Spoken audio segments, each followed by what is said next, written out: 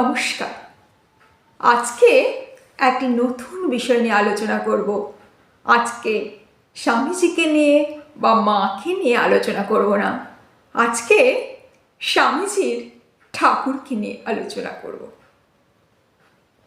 কারণ কিছুদিন পরে নতুন বছর, কল্পতরু উৎসব। তার দুদিন আগেই 25শে ডিসেম্বর চলে গেল।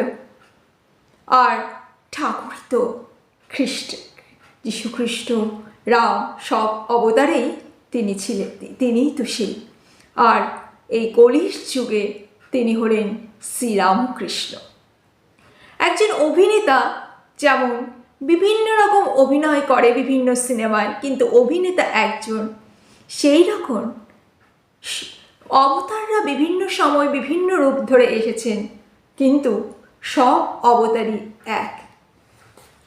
আর এই কলির যুগে অবতার হল শ্রীরামকৃষ্ণ। আজকের আলোচ্য বিষয় বিশ্ববরেণ্যে শ্রীরামকৃষ্ণ। শ্রীরামকৃষ্ণ আজকে সত্যি সত্যি বিশ্ববরেণ্যে।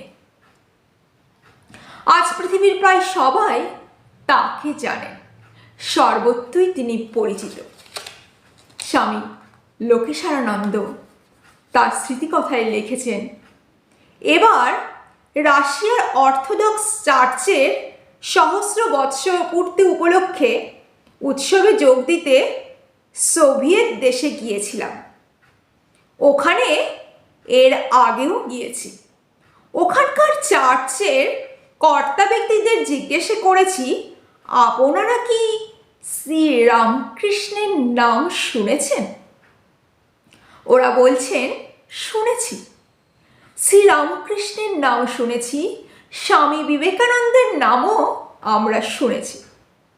রাশিয়ার মতো দেশেও শ্রীরামকৃষ্ণের নাম সুপরিচিত। এটা বিস্ময়কর, কারণ ও দেশে ধর্মচর্চা প্রায় নেই বললেই চলে। স্বামী লোকেশারানন্দ বলছেন, আবার এমন লোকের সাক্ষাৎও পেয়েছি যে বলছে আমি তার দর্শন পেয়েছি। তারা ঠাকুরের দর্শন পেয়েছে। কোনখানকার মানুষ? সোভিয়েত রাশিয়ার মানুষ। রাশিয়ার মতো দেশেও শ্রীরামকৃষ্ণের নাম সুপরিচিত। এটা বিস্ময়কর, কারণ ও দেশে ধর্মচর্চা প্রায় নেই বললেই চলে। আবার এমন লোকেরা সাক্ষাৎ পেয়েছি যে বলছে আমি তার দর্শন পেয়েছি।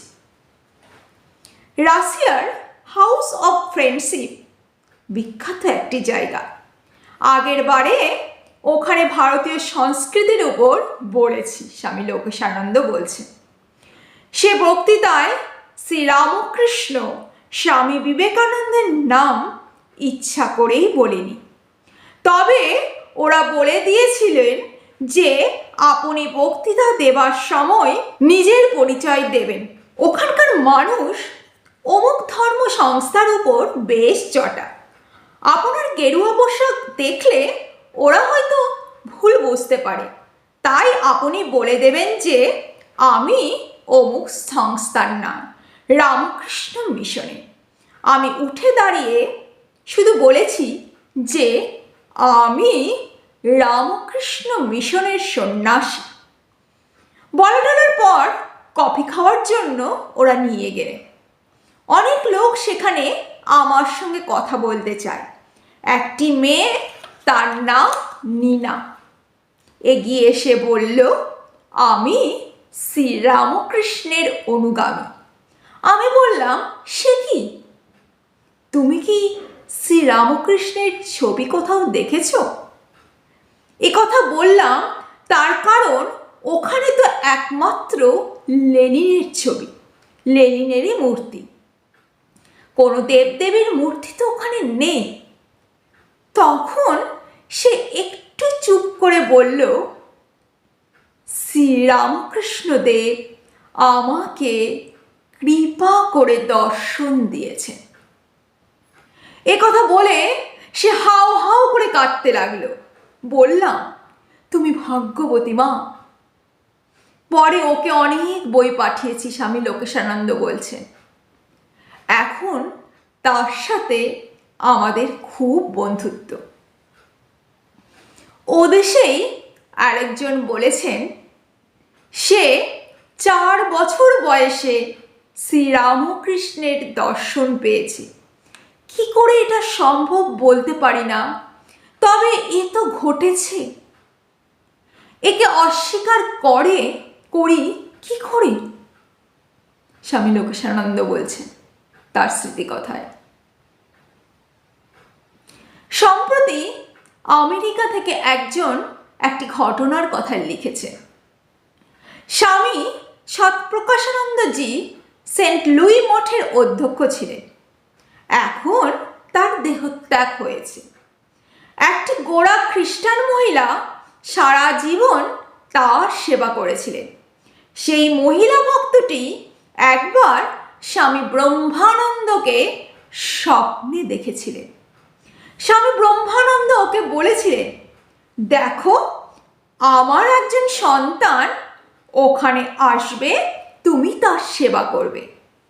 স্বামী সৎপ্রকাশানন্দ ব্রহ্মানন্দ মহারাজের দীক্ষিত ছিলেন। উনি পরে খুব অসুস্থ হয়ে পড়েন, কিন্তু এই বৃদ্ধা ওর খুব সেবা করেছিলেন। আরেকটি ঘটনা, স্বামী শারদানন্দ গেছেন সেই সময় আমেরিকাতে। ওর সঙ্গে ঠাকুরের ছবি সব সময় থাকত। উনি নিউ ইয়র্কে আসলে একজন মহিলা তাকে দেখতে যান। স্বামী শারদানন্দের পবিত্র চরিত্রে মুগ্ধ হয়ে তিনি তার বাড়িতে তাকে নিয়ে আসেন বন্ধু বান্ধবের সঙ্গে পরিচয় করবার জন্য, শারদানন্দকে পরিচয় করে দেওয়ার জন্য। একদিন শ্রীরামকৃষ্ণের কথা বলতে স্বামী শারদানন্দ উপস্থিত শ্রোতাবৃন্দকে শ্রীরামকৃষ্ণের ফটো দেখালেন। সেই মহিলাটি ফটো দেখে চমকে উঠলেন। একেই তিনি আগে স্বপ্নে দেখেছেন। শ্রীরামকৃষ্ণ তার সমাহিত একটি ছবি দেখিয়ে একবার বলেছিলেন, কালে এই ছবি ঘরে ঘরে পুজো হবে। ঠাকুর তার একটি ছবি দেখিয়ে বলেছিলেন, এই ছবিতে সমস্ত ঘরে ঘরে, দেশ দেশান্তরের ঘরে ঘরে পুজো হবে। মাইরি বলছি, দিব্যি করে বলছি, আজ তাই হচ্ছে। সোভিয়েত রাশিয়ার কথাই ধরা যাক, ওখানে তাকে কে প্রচার করেছে? আমার আগে যেসব সাধু ও দেশে গেছে তারা কেউ ওখানে শ্রীরামকৃষ্ণের কথা বলেননি। আমিও প্রথম কিছুই বলিনি। এখন অবশ্য ঠাকুর মা স্বামীজির ছবির অ্যালবাম নিয়ে যায়, ভজনের ক্যাসেট নিয়ে যায়। এই অমূল্য উপহার যাদের দেওয়া যায় তাদের দিয়েছি। ঠাকুর মা স্বামীজির ছবি ওরা হাতে হাতে নেয় এবং মাথায় ঠেকায়। এখন আমার সাথে ওখানকার পণ্ডিত সমাজের একটি ঘনিষ্ঠ পরিচয় গড়ে উঠেছে। ভাবতেও আশ্চর্য লাগে, কি করে এসব হচ্ছে? সব দেশের মানুষ কি করে ঠাকুরকে জানছে? এই সোভিয়েত দেশেরই আরেকটি অভিজ্ঞতা। একজন বৈজ্ঞানিক আমাকে নিমন্ত্রণ করেছেন। গিয়ে দেখি তার বাড়িতে শ্রীরামকৃষ্ণ, সারদা দেবী এবং স্বামীজির ছবি অ্যালবামে খুব সুন্দর করে সাজানো। এই দৃশ্য কল্পনাও করা যেত না। নিজের ছবি দেখিয়ে শ্রীরামকৃষ্ণ যখন বলেছিলেন ঘরে ঘরে এই ছবির পুজো হবে, তখন উনি যে কে তা কয়জনই বা জানত? কয়েকজন ভক্ত উদ্যোগী হয়ে তার ছবি তোলালেন। ছবি তোলা হবে, তার ছেলে মানুষের মতো কত উৎসাহ। ছবি এলো, তাও এমন কিছু আহামরি ছবি নয়। ছবির কয়েকটা কপি হয়েছিল। একটা তার মধ্যে ছিল কালি ধাবড়ানো, সেটা কেউ নিতে চায় না। রাধুনী বামুন বলেন, আমি নেব। উনি পুজো করতেন সেই কালী ধাবড়ানো ছবিতে। উনি চলে যাওয়ার সময় ওটা শ্রী শ্রী মাকে দিয়ে গেলেন। পরে মা সেই ছবি নিজেই পুজো করতেন। একদিন শ্রীরামকৃষ্ণ এসে সেই ছবির পুজো হচ্ছে দেখে বললেন, কি গো, এসব কি হচ্ছে তোমাদের? পরে ফুল নিয়ে নিজেই নিজের ছবিতে দিলেন আর বললেন, একদিন ঘরে ঘরে এর পূজা হবে। গানে তাই আছে, আপনি করিলে আপনার পূজা, আপনার স্তুতিগান। স্বামী বিবেকানন্দ নিজেও আমেরিকায় গিয়ে শ্রীরামকৃষ্ণ সম্বন্ধে বিশেষ কিছু বলেননি। তারপরেও উল্লেখযোগ্য কিছু প্রচার হয়নি। তা সত্ত্বেও শ্রীরামকৃষ্ণের এই ব্যাপক প্রচার কিভাবে হচ্ছে? এটা বিজ্ঞানের যুগ। সংবাদপত্রে বা বইয়ে তার কথা ছাপা হচ্ছে, কিন্তু আমাদের দেশে না হয় এইভাবে প্রচার হচ্ছে, কিন্তু দূর বিদেশে? শ্রীম কথামৃত লেখলেন, স্বামী শারদানন্দ লীলা প্রসঙ্গ লিখলেন, কিন্তু সে আমাদের দেশের লোক পড়ল, কিন্তু বিদেশে কি করে তার প্রচার হচ্ছে? ঠাকুরের নাম বিদেশে কি করে প্রচার হচ্ছে? শ্রীরামকৃষ্ণ কেন বিশ্ব বরেননি? কতগুলি বৈশিষ্ট্য লক্ষ্য করবার আছে। আমাদের দেশে কত সাধুসন্ত এসেছেন, এদেশের প্রতি ধূলিকণায় সাথে মিশে আছে কত ত্যাগ তপস্যা। তাদেরই তো বংশধর আমরা, আমাদের রক্তেও সেসব আছে, এ বিচিত্র কিছু নয়। কিন্তু লক্ষণীয় এই, শ্রীরামকৃষ্ণের একটি আলাদা আকর্ষণ আছে। তার জীবিতকালে দেখি অনেকে বলেছেন আবার অবতার এসেছে। শ্রীরামকৃষ্ণের দেহত্যাগের পর স্টেটসম্যান কাগজে খবর বেরোলো, শোভাযাত্রা হয়েছে, সে খবরও বেরোলো। ম্যাক্সমূলার এ রিয়াল মহাত্মান নামে একটি প্রবন্ধ লিখে বসলেন। তারপর লিখেছিলেন রোমালোলা। উনি কি করে লিখলেন সেও এক আশ্চর্য। উনি ফরাসি দেশের মানুষ। ওর দিদির হাতে হঠাৎ একটা বই এলো ধনগোপাল মুখোপাধ্যায়ের লেখা এ ফেস অফ সাইলেন্স, শ্রীরামকৃষ্ণ সম্বন্ধে লেখা। বইটি অবশ্য খুব প্রামাণিক নয়। তিনি বইটিতে অবাস্তব অনেক ঘটনা ঢুকিয়ে দিয়েছিলেন, কিন্তু এই বইটির সূত্রেই রোমালোলা প্রথম শ্রীরামকৃষ্ণের কথা জানতে পারেন। তিনি ইংরেজি জানতেন না, রোমালোলার দিদি একটু ইংরেজি জানতেন। ধনগোপাল বাবুর বইটি পড়ে ভাইকে শোনালেন, উনি শুনে একেবারে মুগ্ধ। অমনি স্বামী শিবানন্দকে লিখলেন, অমুক বইটি বড় ভালো লেগেছে, শ্রীরামকৃষ্ণ সম্বন্ধে আরও তথ্য দয়া করে যদি পাঠান তো বড় ভালো হয়। মহাপুরুষজি সেই তথ্য পাঠিয়েছিলেন। পরে রোমালোলা তার বইটি লিখলেন এবং সেই বইয়ের এক জায়গায় তিনি লিখেছেন, পাশ্চাত্যবাসীগণ তোমাদের কণ্ঠ শুষ্ক প্রায়, আমি তোমাদের গলা ভেজাবার জন্য, তোমাদের তৃপ্তি দেবার জন্য একটি অমৃত খণ্ড এনেছি। শ্রীরামকৃষ্ণের জীবন সেই অমৃত খণ্ড। রোলার বই ফরাসি ভাষায় লেখা, পরে ইংরাজিতে তার অনুবাদ হয়।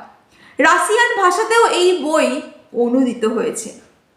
আজ কামারপুকুরের নাম কে না জানে।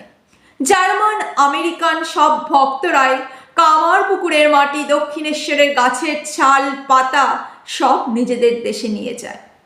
স্বামী নিখিলানন্দ গসপেল অফ শ্রীরামকৃষ্ণ লিখেছিলেন। কথামৃতের ইংরেজি অনুবাদ টাইম ম্যাগাজিনে ঘোষণা করল বছরের শ্রেষ্ঠ বই এটা। হু করে বইটি বিক্রি হলো।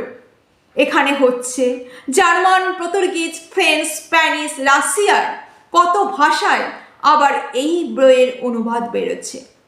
কথামৃতের যেবার 50 বছর পূর্তি হলো, অনেক প্রকাশক কথামৃত বের করতে শুরু করলো। কলকাতার বইমেলায় সেইবার সবচেয়ে বেশি যে বইটি বিক্রি হয়েছিল সেটি হলো কথামৃত। আবার আমেরিকার 1000 আইল্যান্ড পার্কে, যেখানে স্বামীজি কিছুদিন ছিলেন, ঠাকুর ঘরে গিয়ে দেখি আশ্চর্য, শ্রীরামকৃষ্ণ, শ্রী মা এবং স্বামীজির ব্রোঞ্জের অপূর্ব 3টি মূর্তি। সেখানকার এক মহিলা ভাস্কর সেটা করেছে। আজ সর্বত্র স্বতঃস্ফূর্তভাবে তার প্রচার হচ্ছে। মস্কোয় এক থিয়েটারে গেছি, অত্যন্ত সুশ্রী এক মহিলা দূরে বসে আড়ে আড়ে আমাকে লক্ষ্য করছে। ভাবলাম আমার এই অদ্ভুত পোশাক দেখে হয়তো কৌতূহল করছে। কিছুক্ষণ পরে নিজে এসে বললেন, আর ইউ স্বামী? আমি বললাম হ্যাঁ। তখন তিনি বললেন, অফ রামকৃষ্ণ অর্ডার? বললাম হ্যাঁ। সে কথা শুনে তিনি বললেন, তাহলে তো আমি আপনার সাথে এক আসনে বসতে পারি না, আপনার পায়ের তলায় বসা উচিত। আমি বললাম, আপনি শ্রীরামকৃষ্ণের কথা জানেন? উনি বললেন, দাঁড়ান আমার গুরুকে ডাকি। তিনি এলেন। জানলাম এরা শ্রীরামকৃষ্ণকে নিজেদের আদর্শ মনে করে সাধন ভোজন করেন। তার সাথেও অনেক কথা হলো। আশ্চর্য! তখন ওখানে ওইসব বই পড়া নিষিদ্ধ, তাও তারা লুকিয়ে লুকিয়ে পড়েছেন শ্রীরামকৃষ্ণের প্রতি। কি আগ্রহ! একজন কবির বাড়ি নিমন্ত্রণ গেছি, টয়লেট যাবার দরকার, পথ হাতড়াচ্ছি।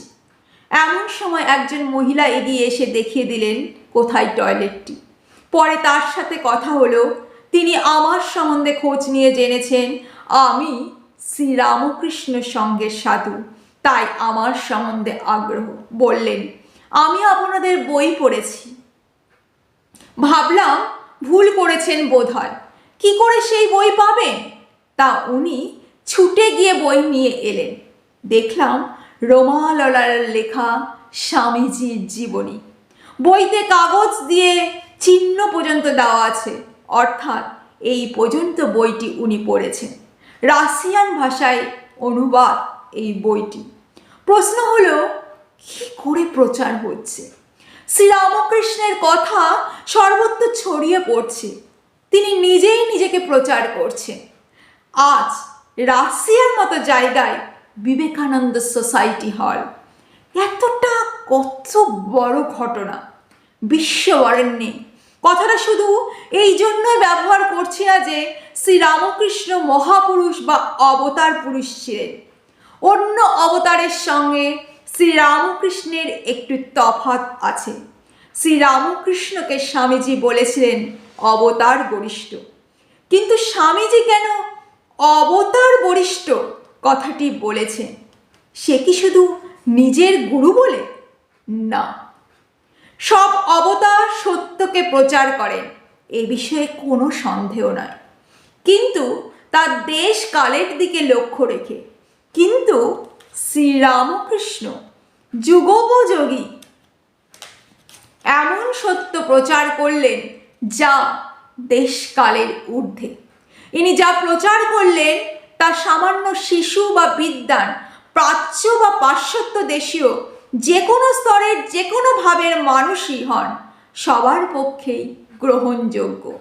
অখণ্ড সত্য, সর্বজনীন যে সত্য, সেই সত্যকেই শ্রীরামকৃষ্ণ বলেছেন কালী, কৃষ্ণ বা ব্রহ্ম। তিনি বিশেষ এক সম্প্রদায় গড়েননি, সমস্ত মানব জাতিকেই, সব মতের, সব ভাবের, সব পথের মানুষকেই শ্রীরামকৃষ্ণ যেন পরম ভালোবেসে নিয়ে যাচ্ছেন ঈশ্বরের কাছে, শাশ্বত সত্যের দিকে। সকলের মধ্যেই যে দেবত্ব রয়েছে, সেই দেবত্ব বিকাশের পথকে তিনি সুগম করে দিচ্ছেন। আবার পথ একটা নয়, ভাব, রুচি, জ্ঞান, বুদ্ধি অনুসারে যেটা আমরা নিতে পারি তাই শ্রীরামকৃষ্ণ দিচ্ছেন। তার কোনো সংকীর্ণতা নেই। তিনি কোনো বিশেষ দেশ বা কালের জন্য আসেননি। এটা বিজ্ঞানের যুগ। এই যুগে আমরা সবাই এক হয়ে গেছি। আগের মতো সংকীর্ণতার ক্ষুদ্র ক্ষুদ্র দ্বীপে আর আমরা নিজেদের আটকে রাখতে চাই না। আমরা এক। শ্রীরামকৃষ্ণ সেই পরম ঐক্য, সেই এককে সবার সামনে তুলে ধরেছেন। তিনি বলেছেন, যশো করে তুমি ঈশ্বর লাভ করো। যশো মানে প্রেম ভক্তি দিয়ে হোক, ত্যাগ তপস্যা করে হোক, যোগ সাধনা করে হোক, আবার গৃহস্থ জীবনযাপন করেই হোক, যেভাবেই হোক তার কাছে যাও। বাধা ধরা কোনো পথ নেই। তোমার রুচি, তোমার সামর্থ্য অনুসারে তুমি এগিয়ে চলো। শ্রীরামকৃষ্ণের মধ্যে অনন্ত ভাব, অনন্ত পথের ইশারা আছে। তিনি খিড়কির দরজা খুলে দিয়ে বলছেন, এ পথ যদি ভালো লাগে তুমি এ পথ দিয়েই এসো। আবার সদর দেউড়ি খুলে দিয়ে বলছেন, এসো, এখানে দিয়েই তুমি আসতে পারো।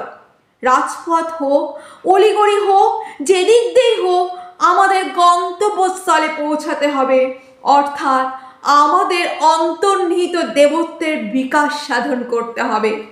অপূর্ণতা থেকে আমাদের পূর্ণতা লাভ করতে হবে। আর এই উদার নৈতিক সর্বজনতার জন্যই সকলে শ্রীরামকৃষ্ণের প্রতি আকর্ষিত হচ্ছে। সকলেই বলছেন, বাহ, এ তো খুব ভালো লাগছে, একদম আমাদের প্রাণের কথা, যেন আমাদের জন্যই তিনি পথ দেখিয়ে দিচ্ছেন। এই উদার নৈতিক ভাব আর কখনো দেখা গিয়েছে বলে আমরা শুনিনি। অন্যান্যদের সম্পর্কে কোনো মন্তব্য না করেও বলা যায়, তারা বলেন, এই পথ দিয়ে যদি তুমি না চলো তাহলে তুমি লক্ষ্যভ্রষ্ট হবে। কিন্তু শ্রীরামকৃষ্ণ কিন্তু তা বলছেন না।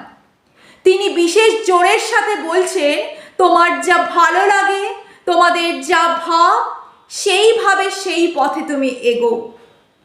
এই উদার ভাবের জন্যই শ্রীরামকৃষ্ণ বিশ্ব বরেণ্যে। এমন নয় যে মূর্তি পূজা করতেই হবে, এই মন্ত্রটি উচ্চারণ করতেই হবে, বা সংসার ত্যাগ করতেই হবে। তিনি প্রচার করেছেন ঈশ্বর অনুরাগ, সত্যের প্রতি অনুরাগ।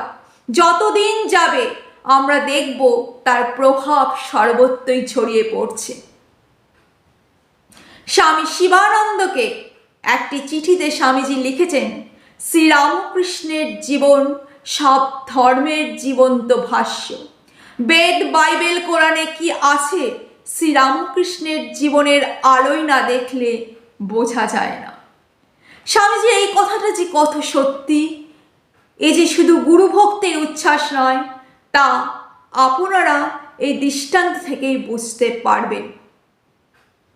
একমাত্র শ্রীরামকৃষ্ণের জীবনের আলোতেই খ্রিস্ট ধর্মকে ঠিক ঠিক বুঝতে পারা গেছে।